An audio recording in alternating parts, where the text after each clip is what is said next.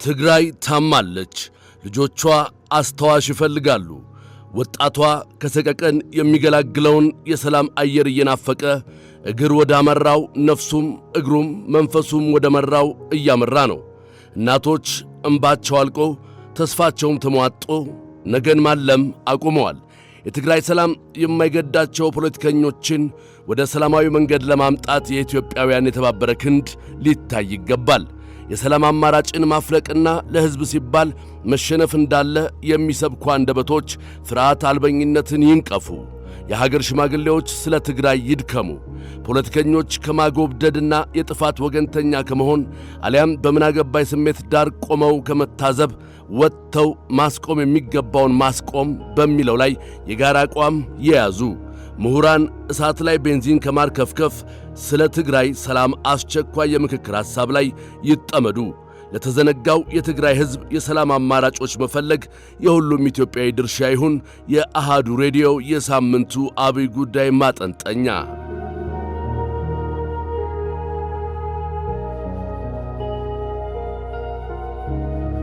ፖለቲከኛ ልጆቿ እንደ ክፉ ባላንጣ እርስ በርስ ለመታየት ዳገት ሆኖባቸዋል። በዚህ መሃል ከጸብና ጦርነት የተሻለ ሐሳብ ይዞ መቅረብ ለኢትዮጵያ ዋነኛ መፍትሄ ቢሆንም አሁንም የሰላምን መንገድ የሚዘጉ የሰከነውን የሚያደፈርሱ እስከ ዓለም ፍጻሜ በእኔ ሐሳብ ብቻ እንመራ የሚሉ ስብስቦች የትግራይን ነገ ዳዋ አውርሰው ተስፋ የሌለው የማይነጋ ነገን የሚጠብቅ ሕዝብ ካደረጉት ከራርመዋል። ራሱን ከፈቀለበት የሥልጣን ማማ መውረድ የሞት የመሰለው ህወሓት ዛሬም የብዙሃንን ጥቅም ወደ ጎን አድርጎ የትግራይን ሕዝብ ፍላጎት እንደተጋፋ ከ6 ዓመታት በፊት ባቋቋመው ክልላዊ ምክር ቤት በኩል ክልሉን የሚመሩትን የሌተናል ጀነራል ታደሰ ወረደን ሥልጣን በሚጋፋ መልኩ የድርጅቱን ሊቀመንበር ዶክተር ደብረጽዮን ገብረ ሚካኤልን የክልሉ ፕሬዝዳንት አድርጎ መርጧል። የሥልጣን ተዋረዱ በዚህ ሳያበቃ ወይዘሮ ኪሮስ አጎስን አፈጉባኤና ወይዘሮ ምህረት በርሄን ምክትል አፈጉባኤ አድርጎ መምረጡን ድርጅቱ አስታውቋል።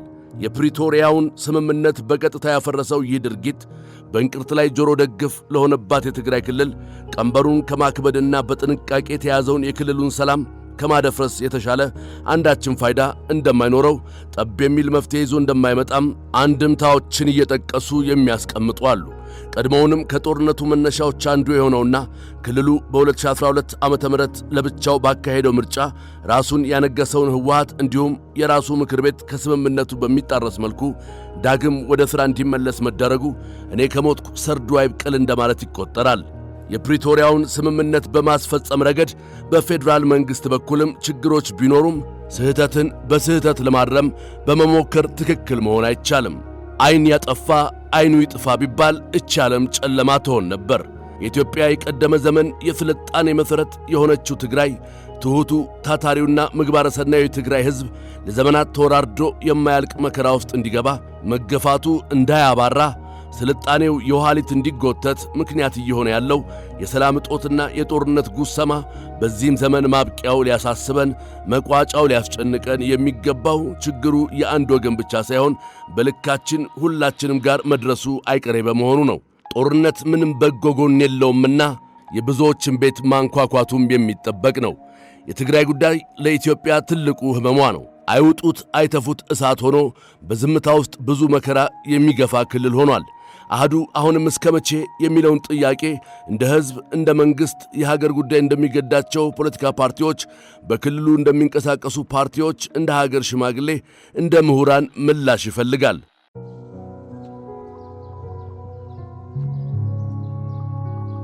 ድምፁን እንዳልሰማንለት፣ ፍላጎቱን እንዳላወቅንለት፣ ጉድለቱን እንዳልሞላንለት ሕዝብ ፍላጎቱ ጠርቶ ይታወቅ። ሀገር ላይ ውክልናው ደብዝዞ የምክር ቤት ውክልናው በሌለበት አይቶ እንዳላየ ማለፉ ከልክነቱ ስህተቱ እንደሚያመዝን በንጹሕ አእምሮ መረዳት ብሎም ጠባሳውን አርቆ ማሰናሰል ያስፈልጋል። እነዚህን ሁሉ የባለ ሀገርነት መብቱን የነጠቁት አካላትስ እስከ መቼ በአያገባንም ስሜት ተሸብበን በዝምታ እንድናልፈው ያስገድዱን ይሆን? ሕዝብን በባርነት ጠፍንጎ የመያዝ ነገርስ መቋጫው መቼ ይሆን? ክልሉም ብልህና ጠንካራ አመራር ሕዝቡም ከተኩላ መንጋጋ ፈልቅቆ የሚያወጣው እረኛ ያሻዋል ሲል አሃዱ እምነቱን ይገልጻል።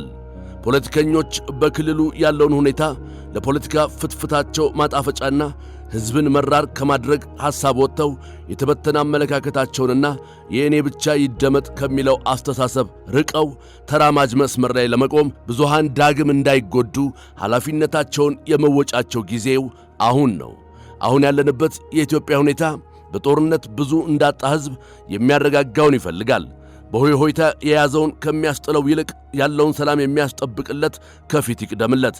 ባህር ማዶ ተቀምጦ በማርከስም በማንገስም የሚመጣ አንዳችም ነገር የለምና በሰዓት ላይ ቤንዚን ማርከፍከፍ ይብቃ ሲል አሃዱ ስለ ሰላም ይማጸናል።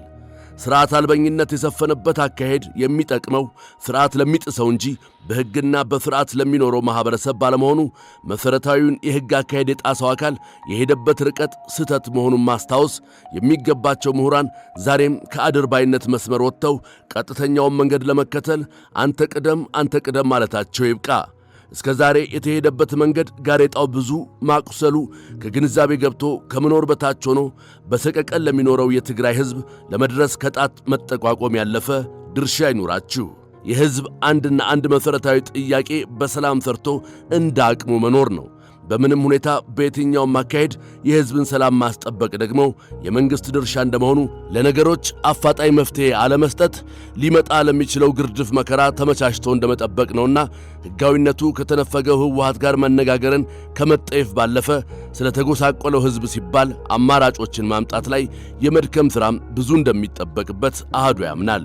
በጭቆና ቀንበር የተያዘ ሕዝብ ያሻውን ለማድረግ ወደ ፈቀደው ለመጓዝ ሰርቶ ለመብላት የወለደውን ለማሳደግ ተምሮ ለማፍራት ወጥቶ ለመግባት ለማሰብ ሳይቀር ሰንሰለቱ የጠበቀ ነው። እንደዛም ሆኖ ይህን ቀንበር በኃይል ብቻ ሳይሆን ሰላማዊ በሆነ ሁኔታ ለመፍታት በጋራ በመመካከር ጠንካራ ኅብረት በመፍጠር ባህላዊ እሴቶችን በመጠቀምም ጭምር የማስጠበቅ ኃላፊነት አለበት። ሕዝብ አቅም ነው። ሕዝብ ኃይል ነው። ሕዝብ የመፈራት አቅሙን አሟጦ መጠቀም እስከቻለ የተጫነበትን ቋጥኝ መጣል ይችላልና ጫና ፈጥሮብኛል ብሎ ያሰበውን አካል ያለ መለያየት አንድ ሆኖ ማውገዝ እንደ አማራጭ የሚታይ ካለፈው ስህተት መማር የሁሉም ኢትዮጵያዊ ድርሻ ይሁን ሲል አሃዱ ያስታውሳል። መሠረታዊ የበጀት ጉድለቶች ተሞልተው አገልግሎት ሰጪ ተቋማት በሚጠበቅባቸው ልክ አገልግሎታቸውን እንዲሰጡ በበጀት ማነስ ምክንያት እየነተበ የመጣው የትምህርት ሥርዓት፣ የጤና ተቋማት ጥራት፣ የፋይናንስ ተቋማት አደረጃጀት፣ በአጠቃላይ ሌሎች ክልሎች ላይ የሚደረጉ የፌዴራል ሥርዓት ድጋፎች በሙሉ በአግባቡ ለሕዝብ ተደራሽ እንዲሆኑ ማስቻል ከዚህም በኋላ ተጠናክሮ ሊቀጥል የሚገባ ጉዳይ እንደሆነ አሃዱ ያምናል። ሕዝብን የፖለቲካ ነጥብ ማስቆጠሪያ፣ እልህ መወጣጫ፣ መቆመሪያ አሊያም ማስያዣ ከሚያደርግ አመለካከት ተወጥቶ ተራማጅነት በክልሉ ይዳብር። ሕዝብን ለፖለቲካ ፍጆታ ከመዋል ይልቅ ቅድሚያ መስጠትም ይለመድ። ቁስልን ከስር መሠረቱ በማከም ጠባሳ እንዳይተው መጠንቀቅ፣ ለቀጣዩ ትውልድም የበቀልና ቂም ዱላ ማቀበል ይብቃ። ትግራይ ታማለች። ልጆቿ አስተዋሽ ይፈልጋሉ።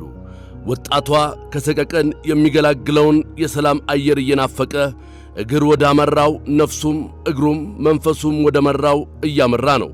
እናቶች እንባቸው አልቆ ተስፋቸውም ተሟጦ ነገን ማለም አቁመዋል። የትግራይ ሰላም የማይገዳቸው ፖለቲከኞችን ወደ ሰላማዊ መንገድ ለማምጣት የኢትዮጵያውያን የተባበረ ክንድ ሊታይ ይገባል። የሰላም አማራጭን ማፍለቅና ለሕዝብ ሲባል መሸነፍ እንዳለ የሚሰብኩ አንደበቶች ሥርዓት አልበኝነትን ይንቀፉ። የሀገር ሽማግሌዎች ስለ ትግራይ ይድከሙ።